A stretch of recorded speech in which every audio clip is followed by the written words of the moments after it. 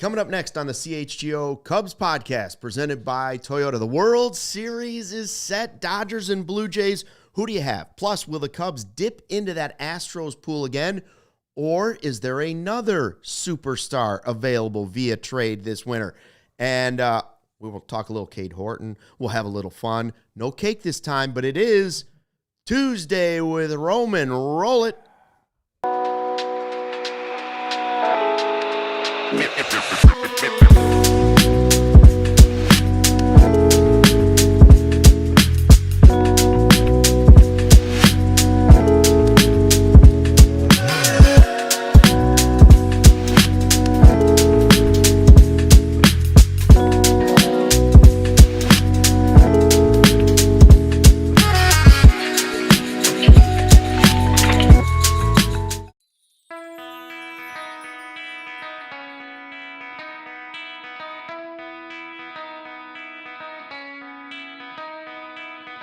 Hey, Chicago, what do you say? It's the CHGO Cubs podcast, driven by Toyota. Let's go places. It is Tuesday, October 21st.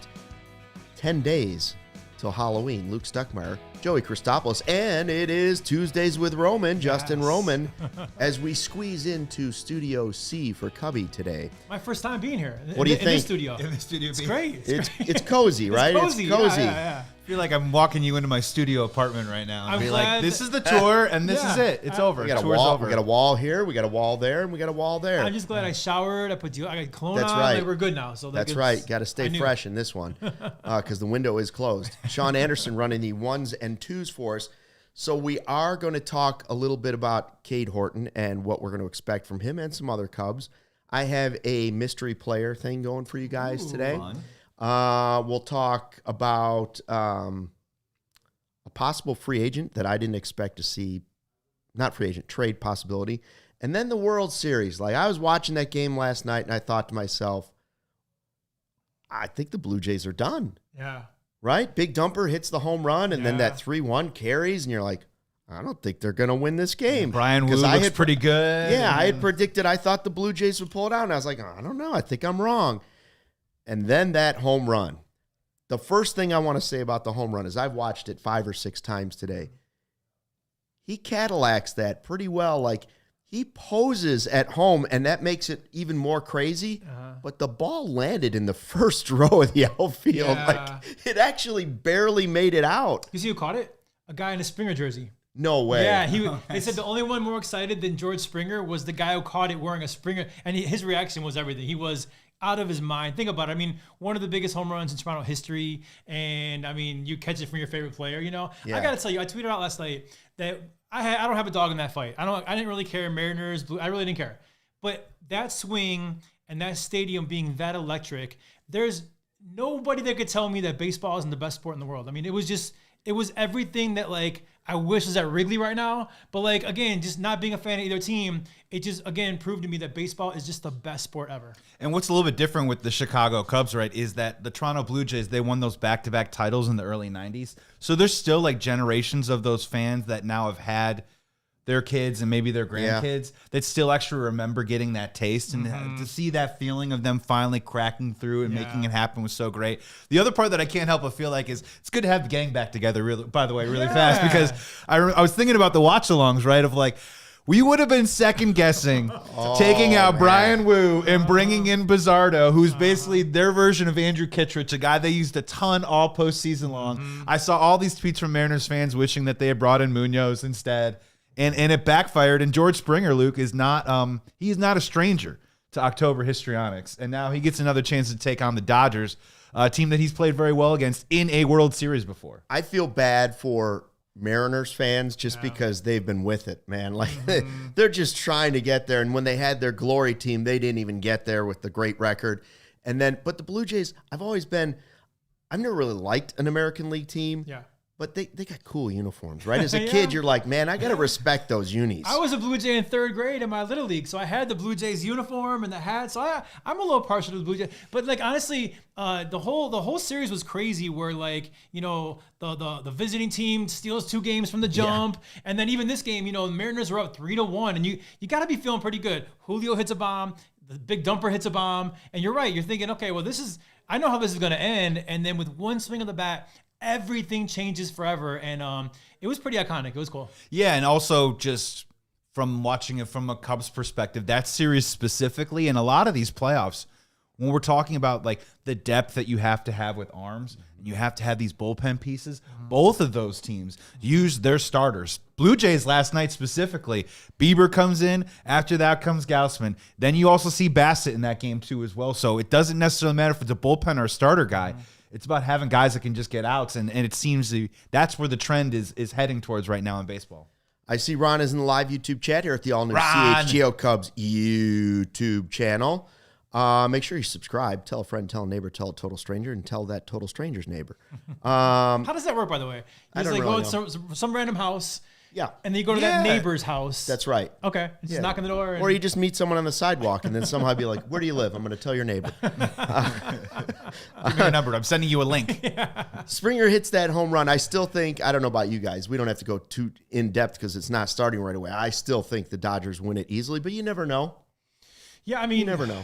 Blue Jays have a lot of momentum right now. You know, the Dodgers was easy. Like they're resting. They mopped up with the Brewers, super easy. You know, the Blue Jays have got to be just jacked right now. So I mean, listen, if I'm putting my life savings on a team, it's probably the Dodgers. Who do I want to win? I think the same team that everybody in the world wants to win, minus maybe Japan, and that is the Toronto Blue Jays.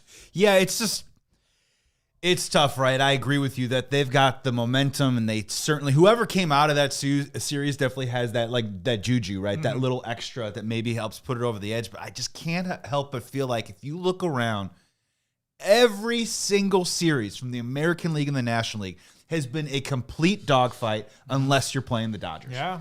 And I can't help but feel like, especially when it comes to Seattle. Now, Brian Wu was great. And not only did he pitch last night, I thought he looked really good. Granted, he got lifted, but he came out in relief earlier on this series and pitched really well.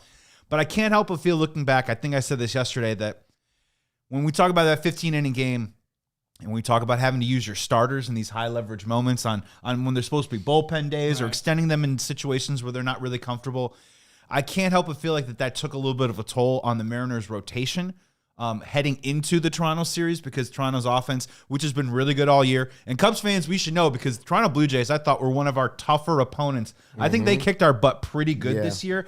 I do just wonder about, can Bieber, if it is Bieber, Scherzer, Gausman, Bassett, whatever the combo is that enough to take out the Dodgers? Because the Dodgers have not had to sweat, Luke, and everyone else is going to to the end of the line, like game 5s, game 7s, high tension. And how do you take it walking into a World Series? Do you want that feeling, or do you want to be rested and relaxed? I don't know. I think I'd rather be rested and relaxed and have Shohei Ohtani on my team. But I look at these two teams, and one thing that makes me happy about the World Series matchup is that I hope he's paying attention. I hope the Cubs are paying attention. All these teams have some big money players. Yes, there's some big money acquisitions there, and you know. Everybody laughed when I named some of these guys, but Bieber's going to be in the World Series. You're going to have Scherzer. You're going to, like, some of these guys that everybody's like, wow, I wouldn't pay him for 1 year. No, I want to think about that type of guy, like DeGrom for a 1 year, whoever that might be. So then I saw Springer hit the home run, and I thought to myself, he's not the player that he was early in his career. In fact, they were really bummed with him for a while, right? Like, Springer was like a major disappointment. Great postseason, though. He had, I think, 4 home runs. He did, but like he's had times in Toronto where people were like, man, this was a bust, right? Yes. So I look at it now and I'd say, think of all the players, the Astros, who went to like 10 straight postseasons, were letting go, right? Tucker was let go, Springer was let go, Correa was let go, Bregman was let go, and now maybe Framber Valdez is let go. Yeah. So 2 things. Are you interested in Framber Valdez as the frontline pitcher that we're looking for this offseason? And 2, just a note about the Astros. Look at all those guys go, and they were still right up to the end in the hunt for a playoff spot. And they had this really long stretch of being like the team, right? Yeah. So if the Cubs lose Tucker, it shouldn't be the end of the world. If your team is built right, you ought to be able to lose some of these guys and replace them on and on. The Astros are proof of it. Yeah. So as much as I want to be the Dodgers, and I do, and as much as I want to be some of this team and some of that team, the Astros are still one of those teams where I want to be like, listen, if Tucker is too expensive, I don't want to overpay for him if he's not the right guy. That doesn't mean I don't want the Cubs to increase payroll. I just want you to have the right guys and not be terrified that you can let a guy go. So that said, Framber Valdez, does he interest you? Well, I don't want to steal your thunder because you got the same thoughts that I do about him. So why don't you go first? Okay, well, I'll keep it really brief and then throw it over to you. Is that look, when you talk about the numbers and stuff, he is definitely a top of the rotation guy, right? Yeah. He's a 3 to 4 win player, won 13 games this year, and he's a fantastic bulldog type player. But yeah, man, I'm gonna throw you this alley-oop here. Yeah. Me and you are in agreement that whole thing that happened with his catcher, whether it was a miscommunication or not, it wasn't. No, it definitely was not. I can't lie that, look, it is not the number one reason, and I don't think it would scare me off of being interested in a guy like Framber Valdez, but it's rubbing me the wrong way, Justin. I think it's character flaw, and I think that there's no doubt in my mind watching that back and seeing when it was a big story, like he did it to his. It wasn't a mix-up. He did that on purpose to make a statement. You could tell in his body language, the way he turned around, everything, right? And to me, that's a character flaw. Now, is he talented? Absolutely, he's talented. But the Cubs are kind of built on some high character guys. Nico Horner, Ian Happ, Kyle Tucker to that end. Dansby Swanson, Valdez, all talent in the world. But the character issue of that in particular play bothers me, and I'd rather go for someone like Dylan Cease, who I think fills in more of the character that we have built here in Chicago. Interesting. Does it work in baseball like it does in football? Like, one thing that I like about Ben Johnson with the Bears is he's a little bit of a red ass. Mm-hmm. He doesn't like a question that kind of questions something he did, and he's got a little more fire than Eberflus and those guys. I don't think it works the same way in baseball, although I loved when Justin Steele was like, wake up. Yes. Right? Yeah. This was a different way of doing it, and this was not the right way of doing it. The way that Steele did it was leading and being like, wake up. Right. This was hurting a teammate. Frankly, you could kill a teammate doing that if it hits him in the heart. Yep. And it was played by the rest of the organization as like unacceptable. Yes. I almost wish they would have been like, season or not season, you're done. Right. That was what was so weird about it. It was a disregard for a teammate's well-being. And look, man, I'm right there with you that I love adults in the room. I love jerks, whatever like cliche word you want to put into it. I think you need a different mix of people all the time. So I'm not saying I'm the jerk. I understand. You guys are the nice ones. Like, who am I, the nice guy? I'm the jag. I know. I'm the weirdo. I'm not sure exactly. We're just the Three Stooges, all the same. Yeah. But no, there's a part of it though that it isn't about like, again, when you're trying to do this, when you're saying you're going to give Framber Valdez 5 or 6 years at top dollar money, it might work perfectly for the year after. I have a couple questions, and I have a sense of hesitancy that over the course of that 5-year deal, there will probably be some transition moments with the Chicago Cubs. And when you get paid that type of big money, I'm not asking him to be John Lester, but also at the same time, can you still continue to be a stabilizing force in a clubhouse that might have to transition over several years? He's really, really, really good. If we did a breaking news thing and he signed right now with the Chicago Cubs, I would be elated, but it would be wrong of me not to say that I don't have that weird hesitation about what he did with that catcher. It was such a weird, immature way to deal with it. Yeah. And frankly, it was a weird way of like throwing your teammate under the bus at the same time in the middle of a game. And you don't see it very often. The reason why you don't is a lot of players don't do that, and he did. And that still sticks with me. I mean, we all love baseball. I've never seen that before. I know, like, now you have different angles. I've seen Little League kids do it and get tossed out of a game or at a college level, but not MLB. We've never seen this before. No. And normally, like, you've seen everything in baseball, right? But, like, that's how crazy this was. And, I mean, again, I'm with you. We need talent on our Cubby team, so he would be definitely an ace, right? But I think there's another ace out there, maybe 2, that I'd rather have than Valdez. I wanted him last offseason in a trade because I thought, well, if they're getting rid of Tucker, why wouldn't they get rid of Valdez too? And I would have taken him last year. Now I don't want him as a free agent because of that incident, which is sort of crazy, but that's just the way I feel about it. So there's another guy. Last year I wanted Valdez in a trade. Now there's a guy that might be available. We'll talk about him in a second.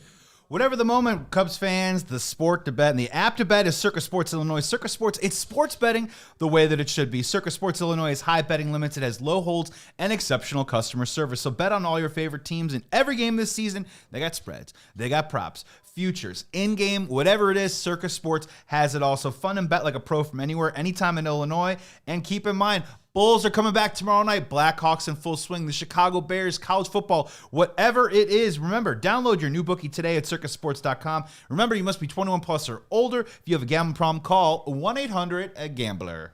Fall is here, crisp air, football, maybe a bonfire or two. But if you're like most guys, you're still putting in the hard work. And yeah, that means sweat. But don't let stink come along with it. You know that feeling. It's game day. You've been working hard all week. Your lucky jersey, it might be smelling a little too lucky right now. Or maybe you're packed in Studio C and it's getting a little hot and you're thinking, boy, I hope that thing worked. Well, I'll tell you what will work. Mando whole body deodorant.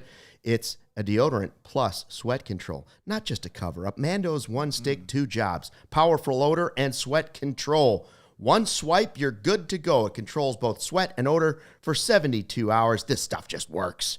Mando Starter Pack is perfect for new customers.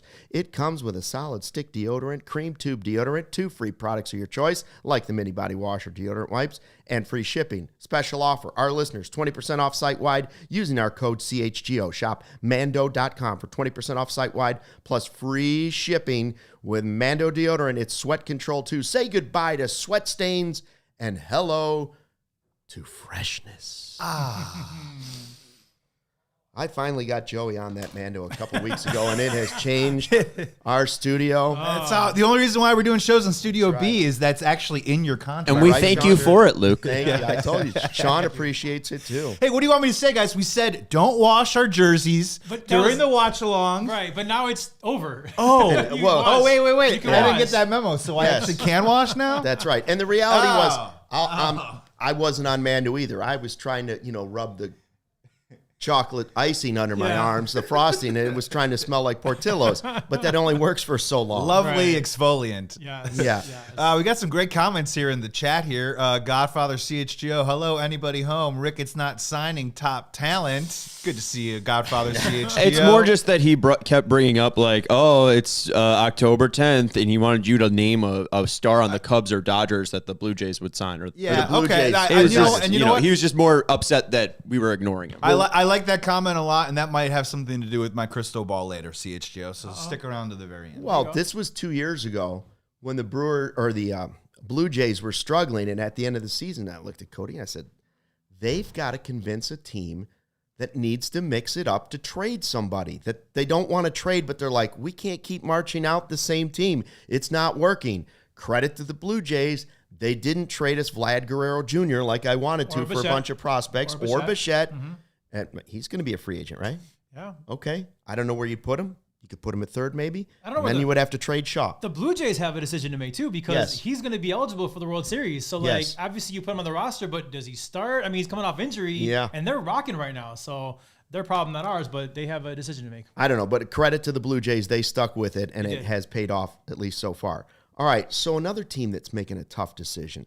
Did you catch Dave Dombrowski, the GM and president of the Phillies, the other day after their ugly exit, to the Dodgers? I think if they played a different game, maybe it's a different situation, but they played the Dodgers, and there we are.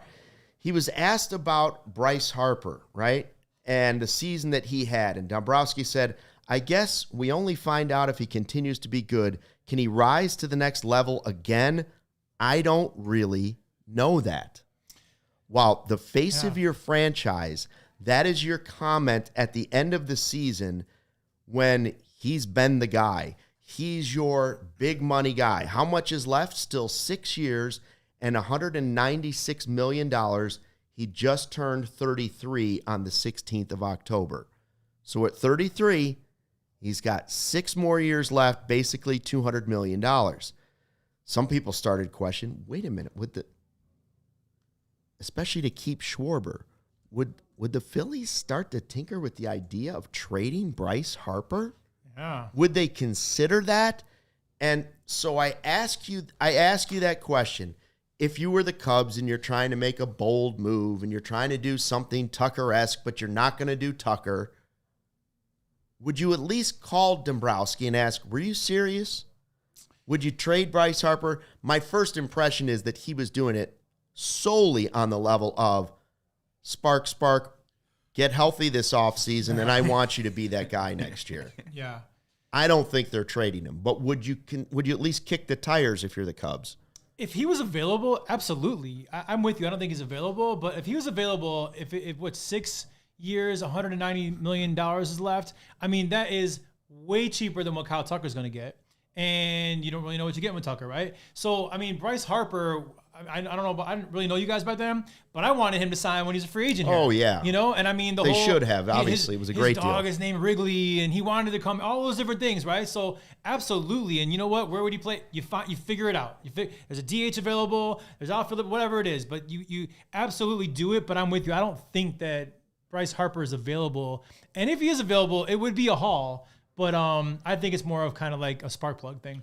Yeah, I mean, God, there's two parts about this, right? The first one is when you look at Bryce Harper's career in Philadelphia, it started like this, and then when it back up like this, they extended him, and now maybe is it at the top of that roller coaster about to maybe head back down a little bit? And my question would be, does Bryce Harper, is he okay with all that, right? At the end of the day, like, he still is one of the better hitters in baseball.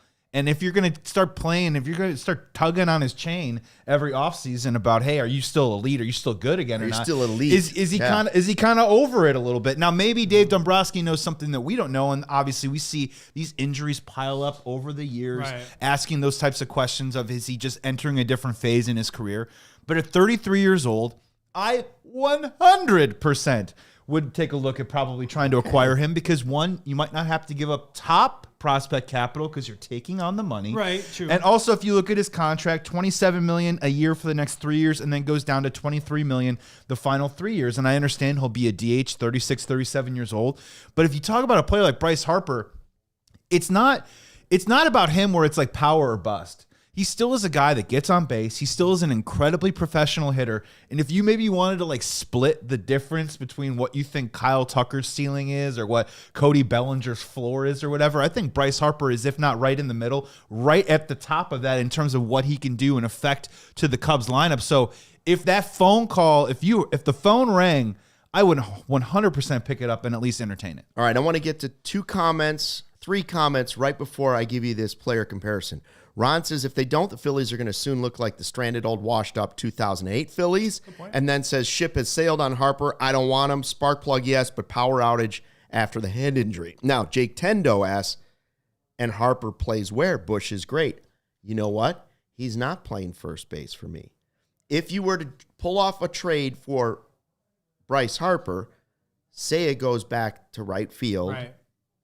Bush stays at first, and Harper becomes your DH. Yeah. Or Harper, he's the bat that replaces your Kyle Tucker. Or you try and see if Harper can play right field for you twice a week. Seiya can play left, and it opens up the DH spot for something else. If you want to do the Moises Ballesteros, Owen Casey type thing or whatever. And he's your backup first baseman. You still have Ian Happ for a year though too, and he's not going anywhere. So like, well, Ian Happ would just play a little less.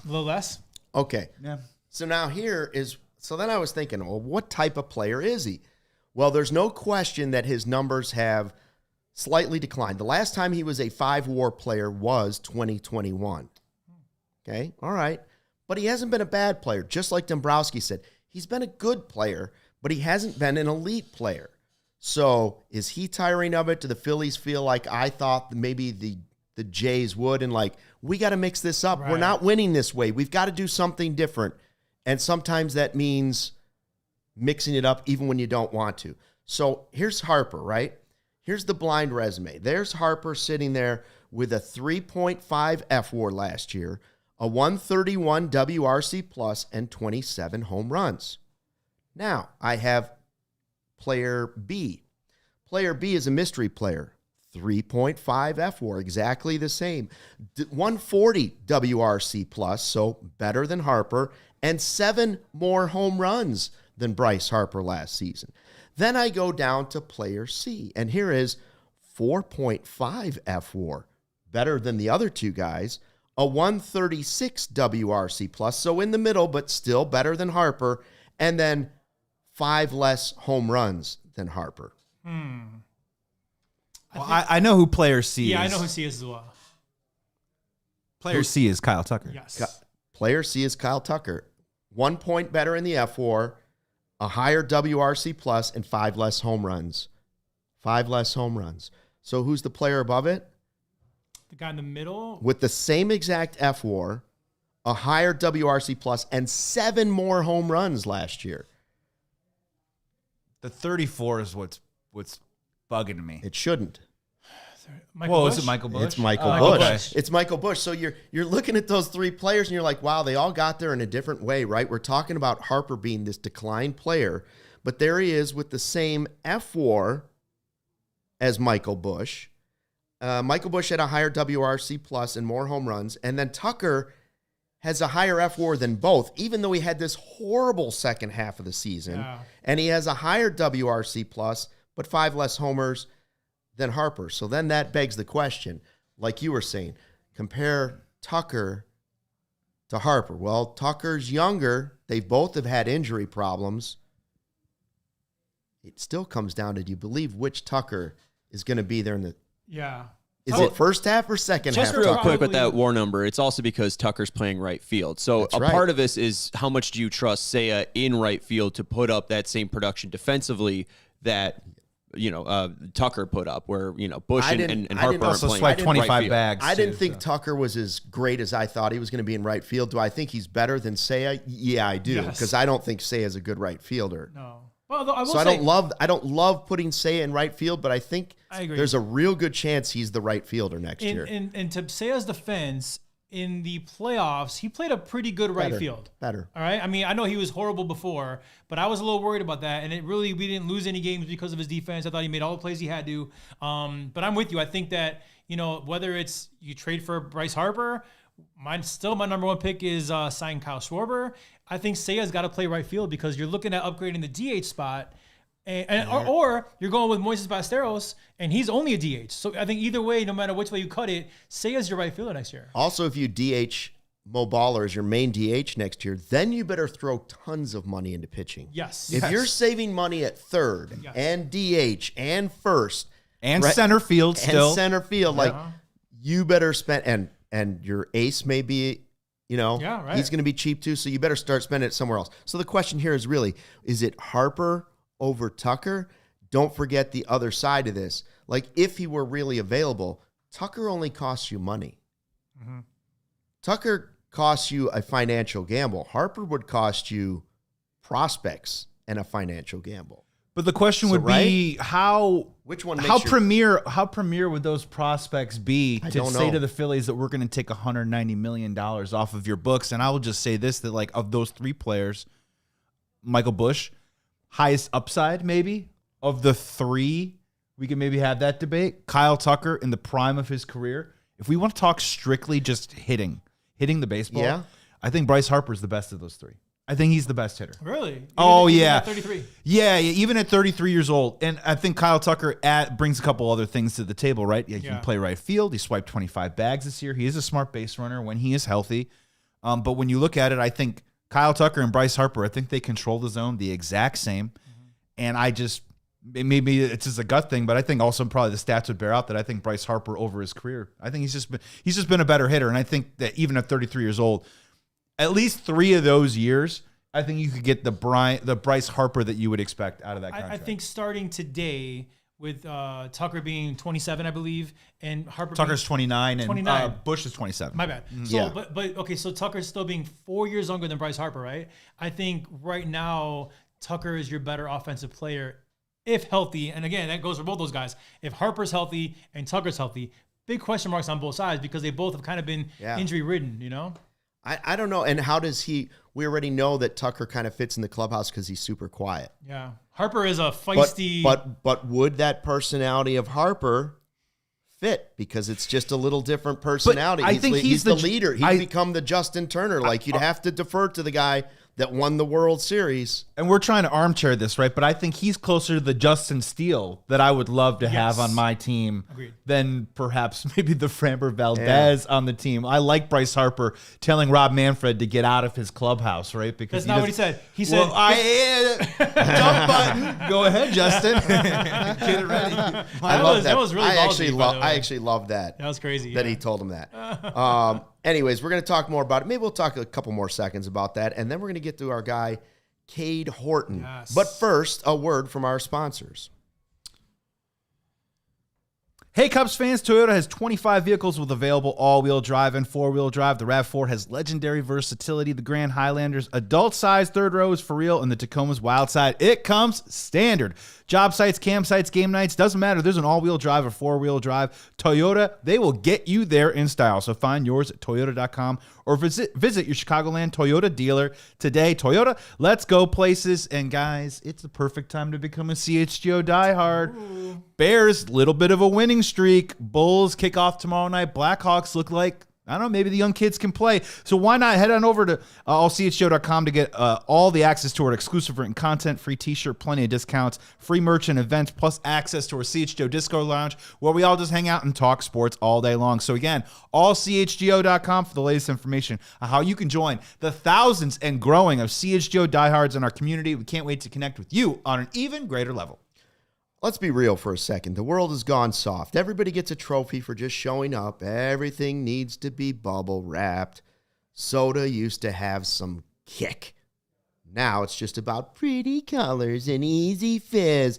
RC Cola is not a soft drink. It's just a damn good cola. Yeah. It's the original cola that doesn't fold under pressure. RC's an OG cola in a world of spineless soft drinks. No trends, no gimmicks, no glow up. They haven't changed their stripes since 1905 because they don't need to. It's the same bold, crisp flavor it's always been. RC Cola tastes like a punch right in the thirst or your face, either one. Stock up for all your favorite parties. Halloween right now, maybe you got something going. Maybe you're just getting ready for Thanksgiving already, or maybe you're that bold. Or watching a Bears game, 4-2. RC is the move for whatever you're doing. Ooh, my RC and me, baby. All right, so we were talking about the Kyle Tucker thing. Ron has jumped in on this again. He says, Cubs wouldn't pay Harper's contract in 2017. Why would the Cubs pay the remainder of it when he's on the wrong side of 30? Yes, I'm just throwing out a hypothetical. I don't think it's really happening. I don't think he's actually available. Agreed. Although, do you think that Harper, being that feisty personality, might not like that comment. He might not like that comment because you're questioning him being elite, right? And if anybody's got confidence in this world, it's Bryce Harper. So he thinks he's elite. But Dombrowski knows him. Mm-hmm. So if he knows that's the type of thing that will get him to seek whatever type of thing he needs to be healthy in the offseason, a different doctor, a different masseuse, whatever it might be, get right. Right. I don't think if you were going to trade Bryce Harper, that the best plan of action would be to tell other teams, I'm not sure if he's going to be elite again. Yeah, you know what I mean? Like you're announcing to all the other teams that you might trade him to, yeah, we're not sure he's going to be elite anymore, so we got to get rid of him. Mm-hmm. Yeah, when now you look maybe he still would find somebody. I don't know. Yeah, and I think Ron, that's a great comment. It's a very, very fair point. I guess my pushback on that would be they had two contracts over $100 million at the time. With Jason Hayward, they're still kind of stinging off of that a little bit. They still had Lester on the books. Maybe they had some other decisions to make about maybe back in 2017 they were living in a reality where they thought they were going to be able to sign a Chris Bryant, a Javi Baez, a Kyle Schwarber, or an Anthony Rizzo. Never came to fruition, right? And on the wrong side of 30 now, I mean, I understand that, but we're seeing a lot of players right now have a lot of success after 30. I hope that they do look at Kyle Schwarber, right, who's 32. So 32 and 33, it's pretty damn close, all right? Yeah. So let's not split hairs on that one. I hope we do go after a guy like Kyle Schwarber. And also what you've seen with the Chicago Cubs is they've targeted guys a little bit older. Matthew Boyd, their bullpen's loaded with dudes that are 36, 37, 38 years old. So I think it's an incredibly fair comment, but I'm hoping and praying that maybe it's a little bit of a different time right now with the Cubs in the position to succeed next year with a little bit of a different makeup payroll-wise in terms of who's going to have to get paid, who's already been paid. And I also think, too, is that back then, the thought of this, 13-year deal was overwhelming. Yeah. And now you've seen where contracts have gone. Geez, Ohtani's making $700 million. Now, Bryce Harper is 190 doesn't make Ricketts suffocate. It's kind of like, I'd almost rather do that than give Kyle Tucker $400 million. So I think that's also very different as well from 2017 to 2025. And the fact the last 3 years are only at $23 million a year, Right. again, a little bit more palatable when you're talking about maybe a guy who's going to be solely a DH at the tail end of that deal. Sure, you'll have to wheel him out to the plate probably, but he'll be fine. He'll be fine. All right, so we got a couple more things still left over from Jed Hoyer's kind of state of the Cubs press conference, if you will, at the end of the season.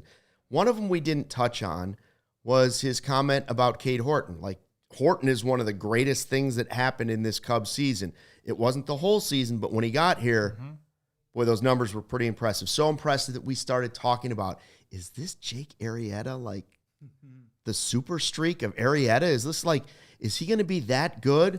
We don't know. We don't know what's going to happen. And then we were robbed of postseason Horton by a freak injury. We don't even know how the guy fractured his rib. We think it was coughing, but we don't really know. Okay, so here is Jed Hoyer when asked about the future of Cade Horton. Yeah, he was in a good position. He was gonna be on the roster if we won on Saturday. He would have been on this next roster. He wouldn't have been stretched out to probably pitch more than a couple innings, but that was our plan, was to be able to use him. He was throwing bullpens by the end, and so the expectation is that he has a totally normal off season. He may rest it a bit now to let that rib continue to heal, but he was exceptional, and he wanted to pitch so badly. I think that was one of the hardest parts of that whole situation, was that he tried, he really did. He tried to push through it, and we just realized there was no way to do it. He was incredible in the second half. I just felt like start to start, watching him evolve as a pitcher. He picked up new things. He's changeup was sort of a new pitch when we got him, and he developed that really well. He started using a two-seamer more. Obviously, he pounds the zone and is super efficient. His second half was exceptional, and he put himself in the conversation to be Rookie of the Year. Given how much of a competitor he is, I was sad for him that he didn't get a pitch in the postseason, and I know that's going to be his number one goal, going forward. But just a great development year. Great job by Cade. Great job by the coaching staff with him, and just excited for things going forward. And I expect he'll have a completely normal offseason. We would love a completely normal offseason for Cade Horton. Now, there are some injury things popping there even before that, right? That kind of delayed his arrival overall. But, man, what a finish he had, to the point where you thought to yourself, he's gone from, I don't know about playoff roster, to ace. Game one starter. I would say that going into last year, I love Justin Steele. Going into last year, if you asked me who was the ace of the staff, it went back and forth after Shota's first season with the Cubs. It was like, Steele's the ace, right? But some people would say, no, it's Imanaga. He's your all-star. He's your ace. If Cade Horton pitches like that, he's your ace. No doubt. So do you think Horton will be undeniably the Cubs' ace next season? Yes. Yeah. I think there's no other, I don't say option, but absolutely. He showed he was dominant. And it wasn't like he had good 2 weeks, bad 1 week. He was great since the day he came up. He was great, and the injury thing, I hear you on that. The cough, broke your fractured rib or whatever, that was fluke, right? That's not going to be a nagging thing. I would hope not. But so without a doubt, Cade Horton is your ace pitcher next year, and everybody else falls in line. And you know what? Finally having that ace, a cost-controlled ace, is phenomenal for Jed Hoyer because now you can go out and sign someone like a Dylan Cease or a Valdez or whatever, and your pitching staff, just everyone falls back in line. How great would it be if we wake up next year, opening day, and Shota Imanaga is your 5th starter? We'd take that, right? Yes, I would. Yep. And Cade Horton being a cost-controlled ace allows you to do that. Yeah, look, I mean, let's just work with, I mean, the numbers are eye-popping, right? And we enjoyed every single pitch of them in the second half of last year. But I'm kind of looking at sort of the stabilizers right now. Like the first one was, when he got called up, Luke, we talked about the control, right? For a young pitcher, I think he showed a fantastic knack of being able to control all of his pitches every time he went out there. He was able to keep his velocity where it needed to be consistently from start to start. Sean, you talk about that on CHGO White Sox about biomechanics, about making sure it's consistent every single outing. I think he got great swing and miss on his breaking stuff. I will be honest with you, now that the season's over, right? And man, I wanted us to go on. Man, would I have loved to have seen him pitch in that national championship series, even if it was for a couple innings. Yeah. But I will be honest with you right now. I'm a little bit feeling like you ever go out with a bunch of buddies one night and it's about 1:32 o'clock in the morning and they're like either, hey, let's go out to another bar, or hey, let's go get a burrito the size of your head. And you don't go and you wake up and you go, man, that would have been fun, but I'm kind of glad I didn't do that. Yeah. It's maybe this is a little bit of for the best. If we're looking for silver linings with the Cubs in the playoffs, the Horton, because we were already watching his innings. He was already on a pitch count, right? And now he has an injury. He stops throwing. He's throwing at his knees, trying to get bullpen sessions together to come back and rock and pitch 97, 98 in NLCS. Right. It kind of was begging a little bit for danger, and it flew in the face of what their plan was originally. So have a great offseason, right? Stay healthy, of course, but come back and then hopefully – whatever, the gloves are off, or he gets a full complement of pitches, and we get to see Cade Horton maybe throwing 80 to 90 pitches and hopefully 160, 170 innings next year, and that's going to make the Chicago Cubs better. I think you're underestimating how much of a good time you can have at Boss Bar at 3:30 in the morning. I'll tell you. No way. Hey, if he takes us to the World Series. You want to go to Boss Bar? They're open at 4 a.m. 4 a.m. Boss Bar. How good a TBK burrito is at 4 in the morning. All right, I'm buying, boys. Right? I'm buying. I mean, I'm just saying, dude, I've made a living over there. But didn't it kind of feel like we were sort of like all year, we were like, hey, 75 pitches, 70 pitches, keep him fresh, keep him fresh. They're trying to protect him. And then when he got hurt, every single day we're like, all right, can he come back? Yeah. Can he come back? Well, it would have been very hard for them to pull him back. You need him, right? Because our pitching was deflated. No, he was the cheat code. He was the cheat code for us. And if we were going to make it to the NLCS, we were talking about him being game one, right? We didn't know at the time, only 2 innings, but we thought game one starter, Cade Horton, right? So it'd been very hard for Counsell to be like, no, we're going to ease into this because we needed pitching so bad. So we got good for Cade Horton, bad for the fan base. Because I hate that we're done. But yeah, maybe, Horton and Matthew Boyd come back stronger next year because of it. I was going to say, so now you got to think about Boyd. You got to think about Steele. You have to think about Shota, potentially. Mm-hmm. You have to think on Shota. You have to think about Horton. Tyone is the only starter that you don't have some sort of slight hesitation or at least an asterisk on the side where you say, yes, but it could go wrong here. Yes, but. Yeah. So Tyone's the only one. That's why when we're looking at all this offseason stuff and we're talking about Dylan Cease or whoever it might be, that's why they have to go get one, probably 2 starters, in my opinion. Don't get caught in the same thing again. If Steele doesn't bounce back, you got to have someone. If Horton just isn't the same guy that he was at the second half of the season, he's more like a PCA. He's has some peaks and valleys. You got to have somebody ready to make some starts. Right. And I'm not saying Colin Ray. I'm saying Flaherty or Cease, or they have to have more certainty like we talked about yesterday in that rotation. In a perfect world, everything goes well. Horton is your ace. Steele comes back and is an amazing number 2. Boyd is healthy again. He's an incredible 3. Tyone pitches like he did at the end of the year. He's a 4. And Shota's a 5. And maybe those numbers all are adjusted by the addition of Cease. But we don't know that. That's why they've got to have at least one starter. Yeah. So we're going to talk about some of that uncertainty here in the second half. We still have time for Stuck With Me, Roman's Just in Time, and Joey's Crystal Ball, of course. But first, we will take a short break for some of our sponsors here at CHGO.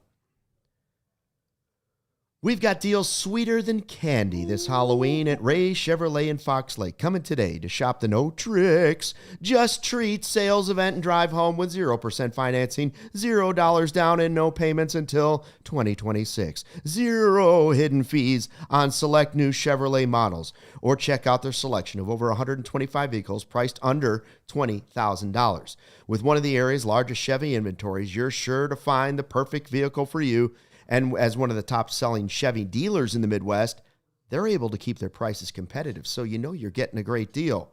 Not scary. Ray's Price Promise allows you to shop confidently because the price you see is the price you pay. So don't miss out on their No Tricks, Just Treats sales event going on all month long for 0% financing, $0 down, no payments until 2026, and 0 hidden fees on select new Chevrolet models. The car's practically free. I didn't say that. I'm not guaranteeing that. They've been serving the community since 1963.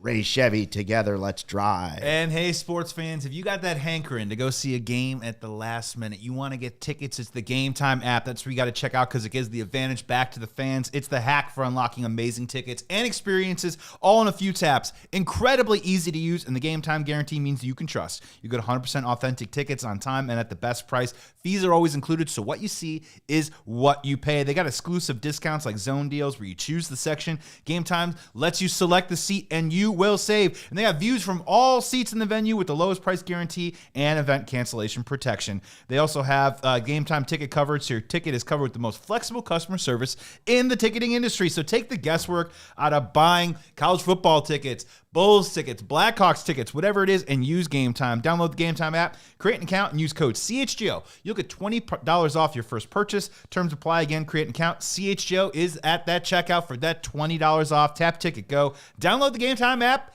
today. All right, so we were talking about Cade Horton real quick after the Jed Hoyer comment, and I came up with 5 things that are uncertain for the Cubs, right? Not guaranteed, but are all very possible next year. The first is we get second half Horton next year, all year. The next one is we get first half Kyle Tucker next year, if they sign him. The next is we get first half Pete Crow Armstrong for a whole season. What about second half Matt Shaw or first half Matthew Boyd? 5 great things that the Cubs had that have some uncertainty going into next year for different reasons, whether it's an injury history, whether it was heavy use, whether it's they're a young player, or they might not even be on the team. Which one is the most likely? Let's rank them. Of those 5, which is the most likely to happen next year? I'm going to bet my life on Cade Horton having a full stud ace year. I think that. So you think that's one? I think that's one. He's been a winner wherever he's gone. I know he's had injuries in the past, but like he was a bulldog in college. He was phenomenal in the minors. He came up and showed no signs of slowing down here in the majors. So I say Cade Horton being an ace all the way through is going to be number 1 for me. So yeah, I got Cade Horton at number 2. Ooh. The only reason why it's number 2 is that he was on a Jake Arrieta pace. Mm-hmm. So if he's exactly what you said he was, but if he's a tick, maybe worse, we're like splitting hairs at this point. I find that to be very realistic. But I think Cade Horton's gonna have a big year next year. Agreed. Maybe, and if he stays at a Jake Arrieta pace, shut my mouth. I'm glad to be wrong. The number 1, honestly, Luke, is I'm going Kyle Tucker's first half, man. I really do. I mean, look, he walked into the year. And we spent a lot of time talking about, as we said a lot, number 8, number 9, number 10 player in baseball the last 3 or 4 seasons. He came out and he showed it, and it wasn't a surprise. We weren't shocked. Of all these things on the list, it has an element of surprise to it. The reason why Kyle Tucker's number 1 on my list is that it wasn't surprising to me. It was what we expected. It was as advertised, and I think you're more likely to see 3 months of that Kyle Tucker. And all those other things I hope happen. I just think that there could be if there was a slight drop-off, 10% on PCA's first half where he's not the starting center fielder in the All-Star game, he could still have a great season, right? But with Kyle Tucker, I'm going number 1 on that one. Let me ask you a question really fast. Yeah. So by you putting him number 1, you firmly believe they're re-signing him? That the Chicago Cubs should re-sign him? No, because The way I was phrasing it was, this could be first half Kyle Tucker for any team. Yeah. Gotcha. Yeah. If you're saying he's going to do it in a Cubs uniform, he can't be number one. There's no way. He cannot. And just to answer your question really quickly, as the days go on, I'm beginning to believe that it's more and more unlikely that he stays with the Cubs next year. Same, yeah. Even though as the days go on, I am growing more and more likely on the side of my stance. My take is that they should re-sign Kyle Tucker. Okay. Yeah. Ron says he doesn't want to put that pressure of Chicago on Horton to be the ace. Do better. Get Framber Valdez and then slot Cade to number 2. Great 1-2 or punch. whoever. These are semantics, right? You can get Dylan Cease, call him the ace, and Horton number 2, whatever. Don't but care. like having a double-headed monster would be great, right? Yeah. I'm fine if 100%. Justin Steele comes back and is an all-star again next year too. Yes, totally. All right, so I would lead towards Horton, but because we're not saying on the Cubs, Tucker number 1 would have been a no-brainer on this list going into last season. Agreed. So are we letting a fractured finger and a calf strain for the second half, no matter how poorly they were handled, I'm not going to let them impact my decision more than I am.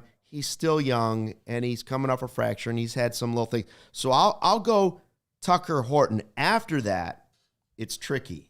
Like, I don't know if... Which one is the least likely that you think you'll see out of those 5? Because mine is, and I'll be honest, I love him as a player. I think Matthew Boyd repeating his first half all-star performance, I think is probably the most unlikely of the bunch. I think he's still a really solid player and starter. But if I had to go with those 5. So I'm my least one, and I love this guy as a player, Matt Shaw, his second half, because I think you saw in the playoffs he looked horrible offensively. So, second half of the season, he was starting to hit bombs, and he was hitting for slug, and he was really crushing the ball. But in the playoffs, he got exposed. So I think unless he can really this offseason figure out what went wrong, I could see out of those 5, that would be the least likely to repeat his second half surge. I'm with you on that. Shaw would be at my bottom.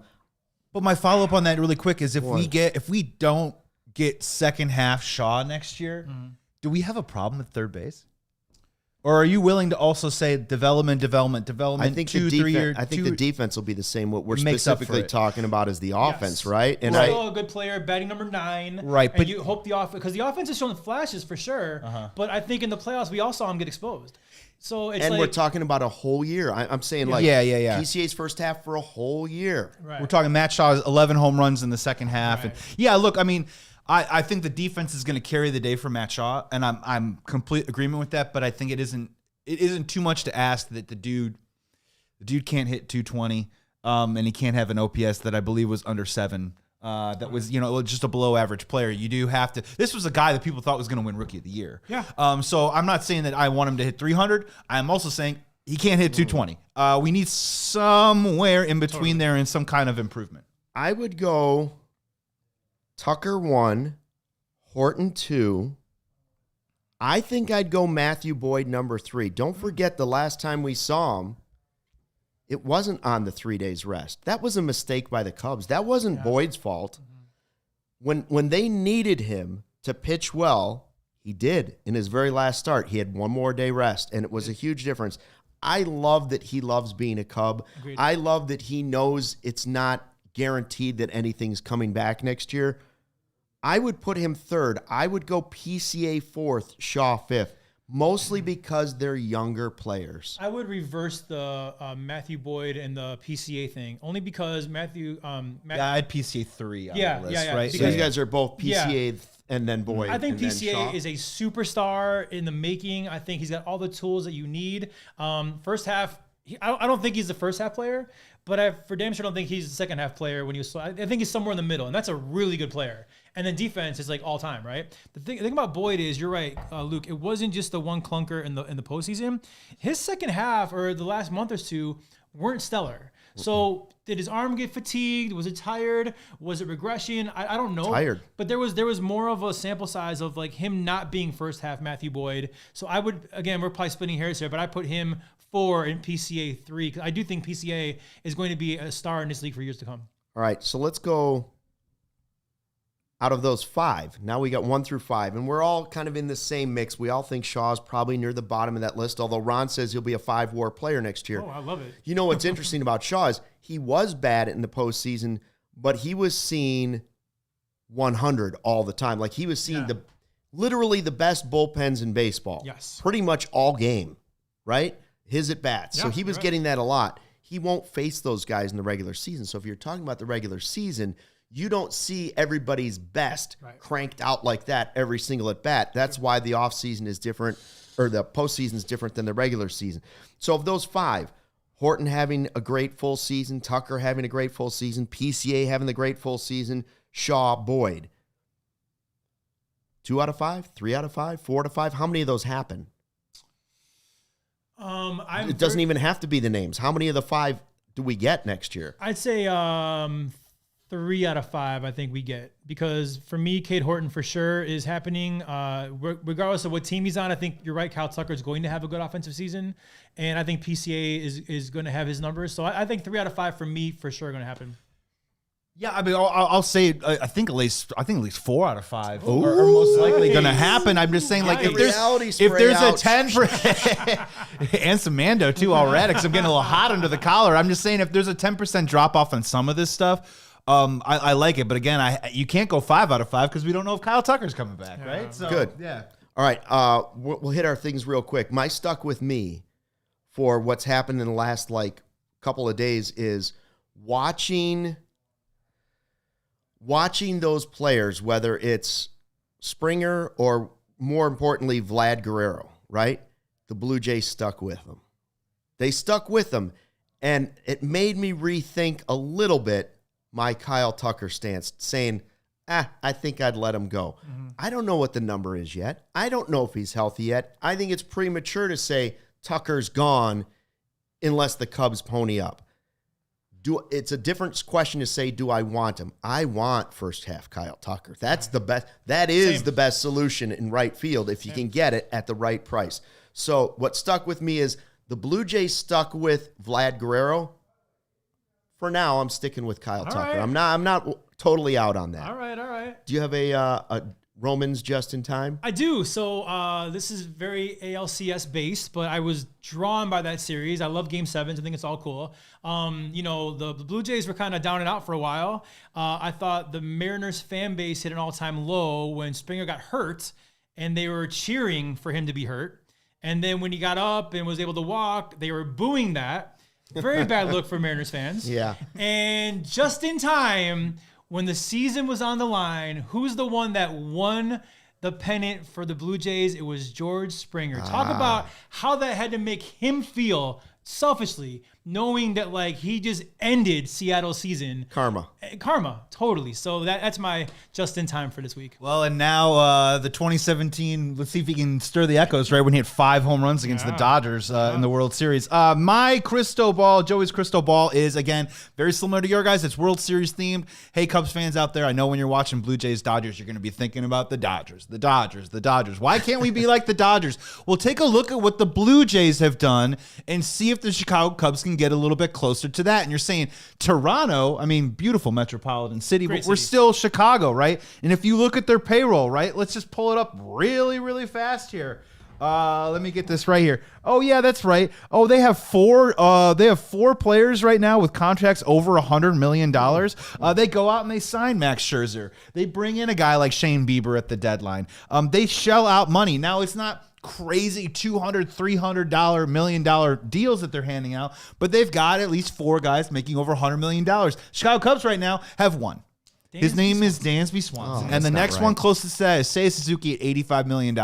So, and also take a look at how they did it. Dalton Varsho via trade. Barger, who's a great player, hitting 240-something with 20 bombs and 74 RBIs. You know those numbers, Cubs, because we got a ton of them on our team. Found him in the draft. There are other ways to, slice the onion or cut the apple, or what is it? Something like that. That. Make the pie, make the soup. There's a lot of ways to make the meatloaf. You know what I'm saying? To frost the cake. Yeah, and look at what the Toronto Blue Jays have done. They spent big money. I get on Vladimir Guerrero Jr., which is $500 million. You can do that with Kyle Tucker, but that also means you need to keep pushing your chips in and keep spending on money and bring it in high-priced, high-quality, cost certainty talent. Watch the Blue Jays, not the Dodgers, because that's who the Cubs need to be more than trying to compete with Dodgers, which I don't think is very realistic. I wonder if the Blue Jays started their season by saying, I think we have enough money to put together a good team. I don't want that. I want a great team. Exactly. I want a great team. We deserve a great team. This fan base deserves a great team. And we're so close to, like, when you're really on the doorstep of doing something special next year and being dangerous and being a potent team, you got to go that extra step and don't just tread water. Don't stand in your tracks. Tom Ricketts has a chance to shut up a lot of haters because, he's not going to spend, even in our chat, he's not going to spend. Okay, sign someone like Don't Cease. Spend. Show that you will, and it's a different ballgame. Be a great team. Thanks for checking out the CHGO Cubs podcast. Justin's back next Tuesday. We'll see you tomorrow at 2. Until then, thanks for watching and fly the W. We all silly like the mayor.